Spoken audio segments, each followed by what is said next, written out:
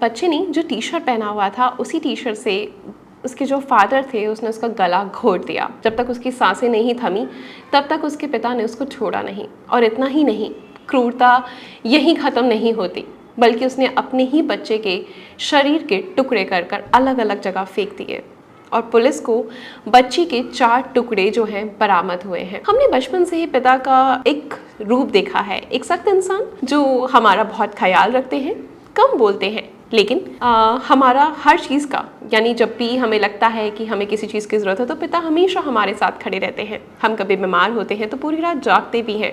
बहुत कम समय होता है जो पिता के साथ हमें खाना खाने का मौका मिलता है, क्योंकि वो सुबह जाते हैं कमा कर, थक हार कर रात के समय जो है, शाम के समय घर लौटते हैं। लेकिन हमेशा हमें बस यही सिखाते हैं कि तुम्हें हमेशा सही रास्ते पर चलना है, सही राह पर चलना है, और कोई तुम्हारा साथ दे ना दे लेकिन तुम्हारा पिता तुम्हारे साथ हमेशा खड़ा है। और हमसे, यानी हमारी जो भी इंफॉर्मेशन होती है वो हमारी माँ से कलेक्ट जरूर करते हैं कि बच्चा कैसा है, क्या कर रहा है, क्या नहीं। मतलब चाहे दिखाएं या ना दिखाएं, लेकिन पिता जो होता है हर किसी, मतलब अपनी औलाद का ख्याल बहुत ज़्यादा रखता है। लेकिन जब मैंने ये किस्सा सुना तो शायद, या आप भी जब ये पूरा किस्सा सुनेंगे, जितना भी आपने सुना है अभी तक इस वीडियो में, उसके बाद जो एक फादर की इमेज होती है ना, वो पूरे तरीके से बदल जाएगी आपके दिलो दिमाग से, कि क्या सच में कोई बाप अपनी ही मासूम बच्ची को ऐसे जान से मार सकता है। ऐसा ही कुछ मामला है जो सीतापुर से सामने आया है। एक पिता जो अपने बच्चे को हाथ पकड़कर उसे चलना सिखाता है, उस पर आरोप है कि उसने अपनी ही बच्ची का, 5 साल की मासूम बच्ची का गला घोट दिया। और इतना ही नहीं, बल्कि उसके शरीर के टुकड़े कर दिए। उसने जब अपनी बेटी को पड़ोसी के घर से आते देखा तो उसका गुस्सा 7वें आसमान पर था। उसने उसे गाड़ी में बिठाकर सुनसान जगह पर ले गया, आसपास देखा कि कोई है तो नहीं, फिर वहां पर उसी की टी शर्ट उतार कर उसी के गला जो है दबा दिया। उत्तर प्रदेश की राजधानी लखनऊ से तकरीबन 80 किलोमीटर दूर पड़ता है सीतापुर जो है, जहां का ये मामला सामने आया है। रिपोर्ट के मुताबिक यहीं के रामपुर मथुरा थाना क्षेत्र के बहादुरगंज में मोहित मिश्रा अपने परिवार के साथ रहते थे।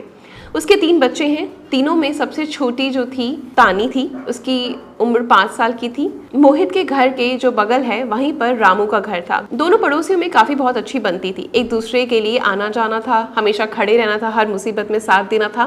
बच्चे साथ में मिलकर हंसते थे, खेलते थे, टाइम स्पेंड करते थे। कुछ दिन पहले मोहित और रामू के बीच में कुछ कहा-सुनी हो गई। मोहित ने घर के बच्चों को सख्त निर्देश दिया कि आज के बाद रामू के घर कोई नहीं जाएगा। लेकिन बच्चे तो बच्चे ही होते हैं, उनको क्या ही मतलब कि फादर के बीच में क्या हुआ है। 26 फरवरी की शाम थी और मोहित ने देखा कि उसकी जो छोटी बेटी है तानी, रामू के घर से वापस लौट रही है। मोहित का गुस्सा 7वें आसमान पर था। उसने तानी को बाइक पर बिठाया और खेत की ओर ले गया। उसने इधर उधर देखा कि कोई नहीं है और मौका पाते ही उसने अब जो तानी ने टी शर्ट पहना हुआ था उसी का टी शर्ट उतार कर उसका गला घोट दिया। बच्ची को वहीं छोड़कर वह भाग गया। इसके बाद मोहित ने रामपुर मथुरा थाने में बेटी की गुमशुदगी की शिकायत दर्ज कराई। पुलिस ने 4 टीमें जो है गठित करी, बच्ची की तलाश शुरू करी।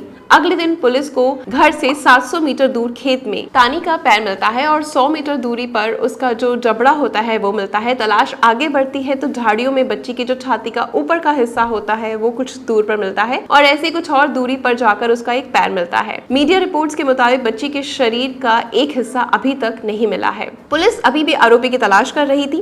पुलिस को उसके फादर पे शक तो नहीं था कि कोई फादर क्यों करेगा, लेकिन मोहित बार बार एक ही चीज कह रहा था कि उसकी बेटी की किसी ने हत्या कर दी है। 2 मार्च के दिन मोहित अचानक अपनी पत्नी को फोन देकर लापता हो जाता है।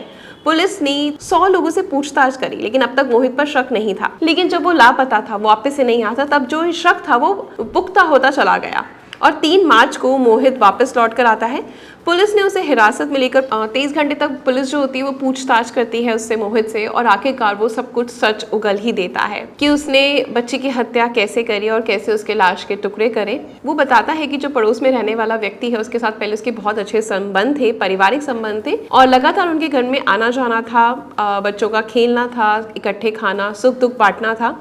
लेकिन फिर अचानक से उनके साथ जो रिश्ते खराब हो गए और उन्होंने अपने बच्चों को सख्त मना किया था, लेकिन जो उसकी छोटी बेटी है जिसका उसने कत्ल करा है वो नहीं मानी और वहीं से वो खेल कर आ रही थी। जिसके बाद उसका जो है आपा खो गया। वो गुस्से में इतना ज्यादा आ गया कि उसने अपनी बेटी को खत्म करने की सोच ली और उसने उसको जान से मार डाला। इसके बाद उसको पकड़ने का डर था कि पुलिस को पकड़ लेगी और बच्चे की लाश बरामद हो जाएगी, तो अभी उसने उसकी लाश के टुकड़े कर दिए और अलग अलग जगह पर फेंक दिया ताकि पुलिस जो है उस तक पहुंच ना सके और उसको पकड़ ना सके। लेकिन ये सब सुनने के बाद पिता के ऊपर से भरोसा कमजोर होने लगा है। जिसके इर्द गिर्द हमारा जो समाज चल रहा है, किसी ने सही कहा है कि पिता सुरक्षा है, सिर पर हाथ है, पिता नहीं तो बचपन अनाथ है। मोहित की इस प्रकार के जो हरकत है, जो उसने काम किया है, उसने इन सब चीजों को कहीं धुंधला सा दिया है। बाकी आपका क्या कहना है इस पूरे इंसिडेंट के बारे में? आप क्या सोचते हैं? अपनी प्रतिक्रिया कमेंट सेक्शन में जरूर दीजिएगा। क्या सच में मोहित ने सही करा? वो उस घर से निकली ही तो थी।